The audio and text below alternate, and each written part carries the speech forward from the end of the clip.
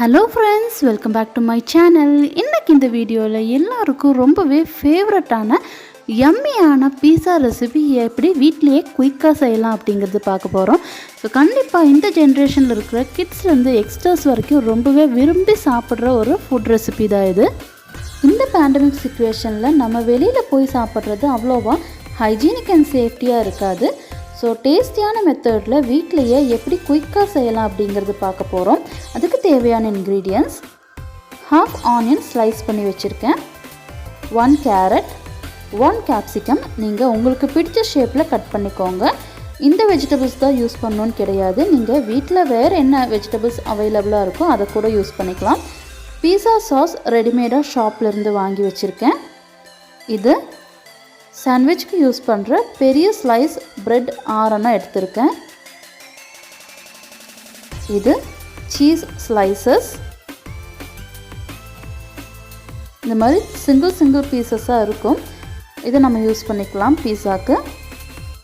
இது oregano, mixed herbs. இதுவும் நமக்கு எல்லா டிபார்ட்மெண்ட் ஸ்டோர்லேயும் அவைலபிளாக இருக்குது. ஸோ வாங்க இப்போ எப்படி செய்கிறதுன்னு பார்க்கலாம். ஃபர்ஸ்ட் நம்ம இந்த ஸ்லைஸ் பிரெட் எடுத்துருக்கோம். அதில் பீஸா சாஸ் அப்ளை பண்ணிக்கலாம். நல்லா ஒரு ஸ்பூன் யூஸ் பண்ணி எல்லா சைடும் ஸ்ப்ரெட் பண்ணி விட்டுருங்க.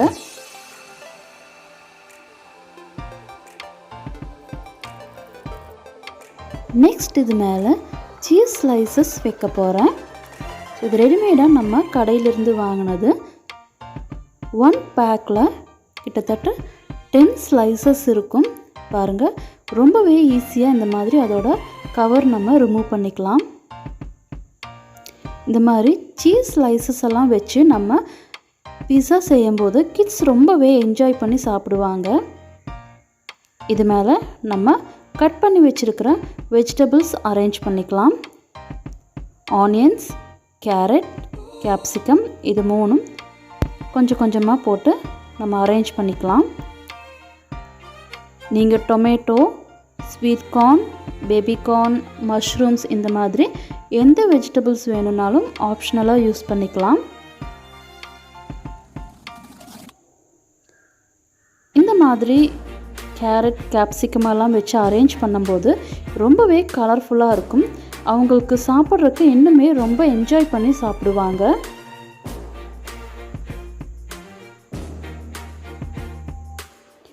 ரொம்ப நிறையா போட்டு ஃபுல்லாக ஃபில் பண்ணிடாமல் சின்ன சின்ன கேப் விட்டு இந்த மாதிரி நீங்கள் வெஜிடபிள்ஸ் அரேஞ்ச் பண்ணிக்கோங்க. இப்போ நம்ம வெஜிடபிள்ஸ் எல்லாம் ஃபுல்லாக அரேஞ்ச் பண்ணிட்டோம். இப்போ இது மேலே அந்த பீஸா டாப்பிங் அந்த ஃப்ளேவர் வர்றதுக்காக மிக்ஸ்டு ஹெர்ப்ஸ் போட்டு போகிறோம்.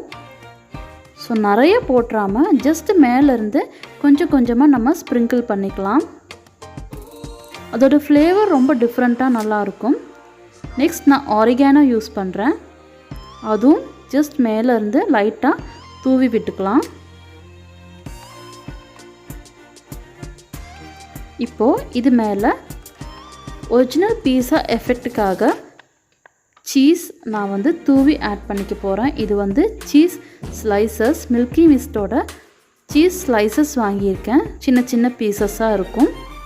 ஸோ அதை நல்லா இந்த மாதிரி துருவி ஆட் பண்ணிக்க போகிறோம்.